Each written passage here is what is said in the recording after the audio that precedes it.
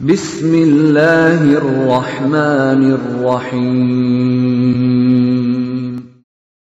وَلْتَكُنْ مِنْكُمْ أُمَّةٌ يَدْعُونَ إِلَى الْخَيْرِ وَيَأْمُرُونَ بِالْمَعْرُوفِ وَيَنْهَوْنَ عَنِ الْمُنْكَرِ. Assalamualaikum warahmatullahi wabarakatuh. Surah Al-Anbiya ayat 51 dan seterusnya. Kalau bisa minta tolong Ustaz Muhammad bisa dibantu dibacakan dulu. A'udzu billahi minasy syaithanir rajim. Bismillahirrahmanirrahim. Wa laqad atayna Ibrahima rusydahu min qablu wa kunna bihi 'alimin. Lanjut saja.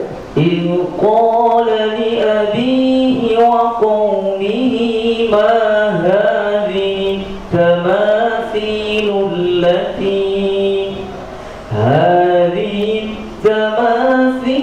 التي أنتم لها عاكفون.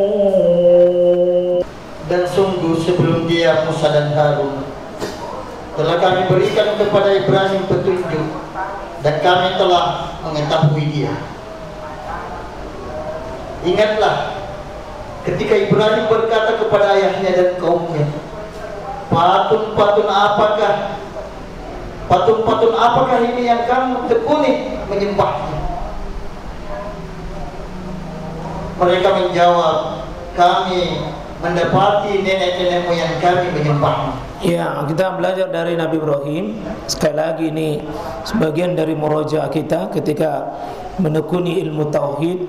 Bagaimana Nabi Ibrahim diawali dengan bekal untuk bisa bermuamalah dengan kaumnya, bermuamalah dengan para pemimpin-pemimpin di negeri itu. Itu dimulai dengan Allah yang disebut dengan rusyda. Walaqad atayna Ibrahim rusyda. Dan sungguh kami memberikan nikmat kepada Ibrahim itu. Nikmat apa? Nikmat yang disebut dengan rusyda. Kecerdasan luar biasa. Kecerdasan yang luar biasa yang tidak didapat oleh manusia pada zamannya. Allah memberikan argumen ini mampu mematahkan seluruh argumen yang dimiliki oleh kaum manusia pada zamannya, para penyembah Tuhan yang batil. Karena itu sekalian, salah satu nikmat Allah, tidak selamanya nikmat itu berbentuk materi kita lihat. Ketika kita dimudahkan paham Quran, itu nikmat. Dimudahkan kita hafal Quran, itu nikmat. Kita dimudahkan berdiri seperti ini, qiyamul lail 1 juz, itu kenikmatan. Bahkan nikmat yang tertinggi sekalian adalah nikmat ketika Allah fasilitasi agamanya Allah ini bisa dibenarkan dan agama Allah ini bisa dimenangkan. Kalau hanya nikmat-nikmat duniawi sekalian lalu kita sibuk dengannya, habis waktu kita, itu terlalu rendah. Maka ada orang di dunia ini sekalian mendapatkan nikmat, banyak nikmat, tapi nikmat receh-receh, nikmat kecil-kecil, lalu dia menganggap dirinya paling banyak nikmatnya. Ibrahim, sekalian, nikmat yang tertinggi di sini adalah nikmat rusyda, kecerdasan menghadapi tauhid, memenangkan tauhid, mengalahkan kemusyrikan. Sehingga kesempurnaan jawaban-jawaban Ibrahim itu adalah nikmat yang sangat besar. Antum mendapatkan nikmat jika permasalahan kita, khususnya agama Allah dimenangkan di rumah kita, agama Allah dimenangkan di masyarakat kita, dan itu kecerdasan tersendiri. Ya, sama dengan kalau antum baca di juga ayat sebelumnya di surat Maryam. Coba bayangkan ya, ada di surah Ibrahim, ada di surah Ibrahim, ya, ada di surah Maryam, ada juga di surah Al-Anbiya. Ya, mungkin bisa Muhammad bacakan ayatnya yang innahu kana Ibrahim as-siddiqa wa nabiyya. Ya. Bisa dibaca?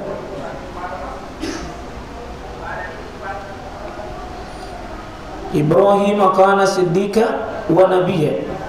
واذكر في الكتاب إبراهيم إنه كان صديقا نبيا.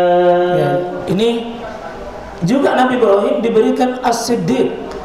Bukan cuma as-siddiq, tapi di atasnya. Kalau as-siddiq itu artinya jujur. Kalau siddiq kan super jujur. Apa artinya sekalian? Dua alat untuk bisa bergaul di tengah umat. Satu, nak percaya ke orang. Yang kedua, kita pintar. Kalau ini hilang dua yang sekalian, susah kita bermuamalah, susah menghadapi ya dengan orang kalau hilang ini. Siddiqa itu modal awal. Bagaimana antum mau melemparkan ide-ide kalau antum tidak cerdas? Bagaimana antum bisa memberikan keyakinan kepada orang bahwa apa yang anda sampaikan itu benar kalau tidak dengan rusda? Jadi dua nikmat Ibrahim, rusda wa siddiqan, itu modal. Ya, coba lanjut. Iz qala li abihi, إذ قال لأبيه يا أبت لم تعبد ما لا يسمع ولا يبصر ولا يغني عنك شيئا. Terus. يا أبت إني قد جاءني من العلم ما لم يأتك فاتبعني أهدك صراطا سويا. Lanjut lagi sedikit. يا أبت لا تعبد الشيطان إن الشيطان كان للرحمن عصيا. Satu lagi. يا أبت إني أخاف أن يمسك عذاب من الرحمن فتكون للشيطان وليا. 5 kali Ibrahim mengatakan ya abati, wahai bapakku yang baik, untuk dia berdialog dengan bapaknya untuk meyakinkan argumennya dengan tetap pakai bahasa wahai bapakku yang baik, tegas tapi sopan, tegas tapi punya tata krama. Ini namanya kecerdasan berbahasa. Tegas, lembut tapi tegas. Beda orang kasar, ini tegas. Ya abati, penghormatan yang tertinggi. Ini kada ja'ani minal ilm malam ya'tik. Ayahku mungkin datang ilmu kepada aku sebagian minal ilmi saja, sebagian saja. Artinya ayah, saya tidak tahu semua, tapi ini datang dari Allah. Malam ya'tik, yang ayah belum tentu dapat.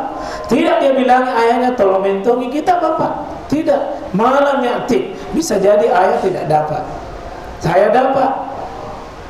Dan saya akan tunjukkan ayah wahdika ila siratin sawiyya. Saya akan bawa ayah bukan untuk kepentingannya ananda.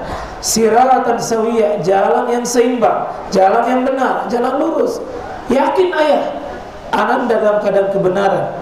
Itu namanya rusda. Tapi harus dimulai dengan siddiqa.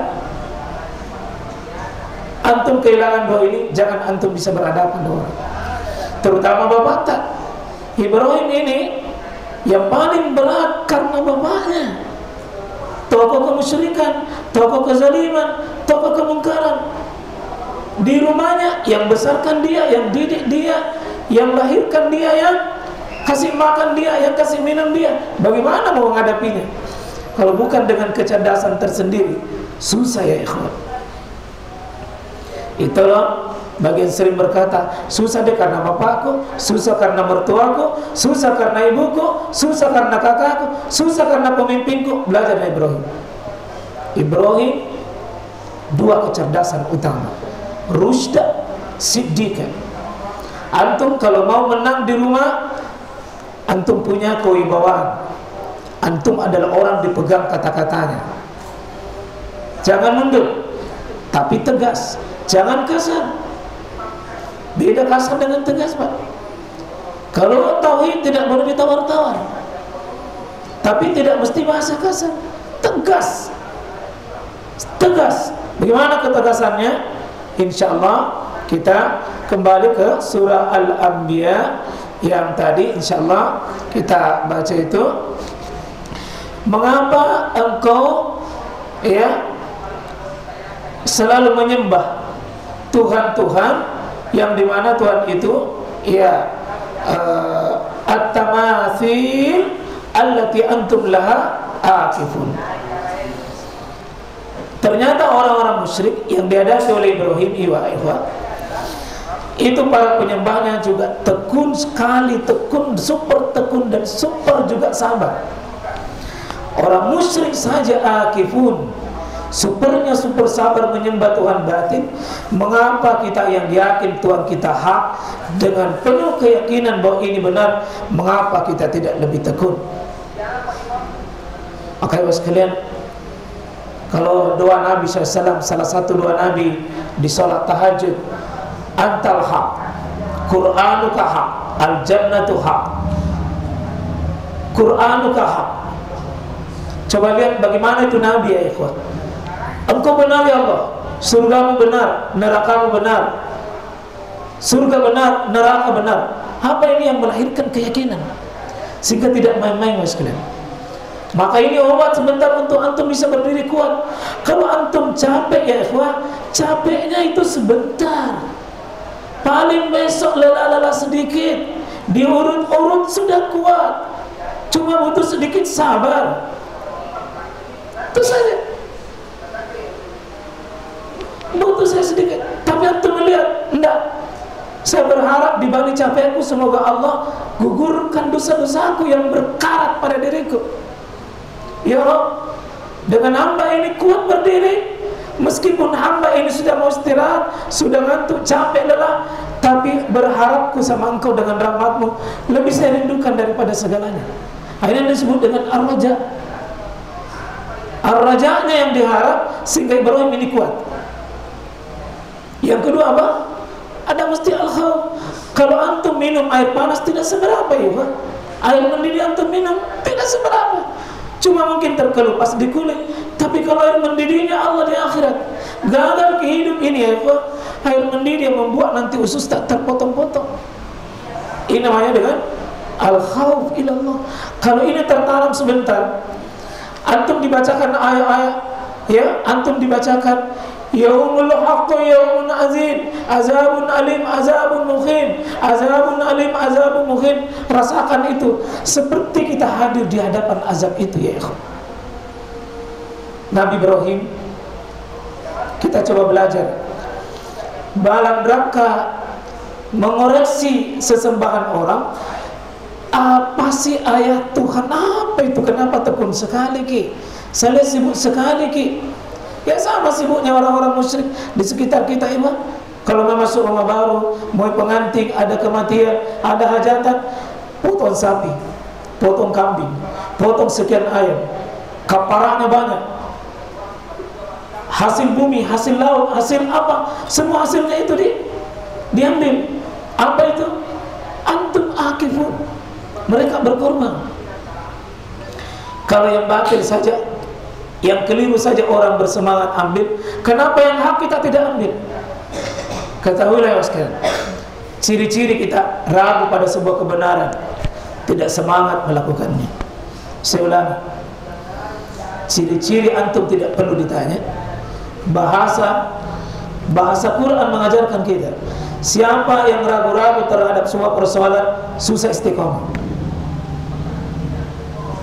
Saya ulangi ya, tidak ada orang bisa sabar dalam sebuah amalan kalau dia sendiri ragu. Dan ciri-ciri ketika Anda ragu, Anda susah istiqomah. Kenapa orang ini susah berdiri malam? Dia ragu balasannya. Seandainya dia tahu balasannya, yakin balasannya lebih hebat daripada orang antrian minyak kelapa, minyak goreng. Antri minyak goreng hanya untuk 1 liter 2 jam dia mau. Kenapa surga seluas langit dengan bumi kita tawar-tawar? Kenapa ketika kita katakan dibebaskan dari api neraka, dia puni dosanya tidak mau sabar?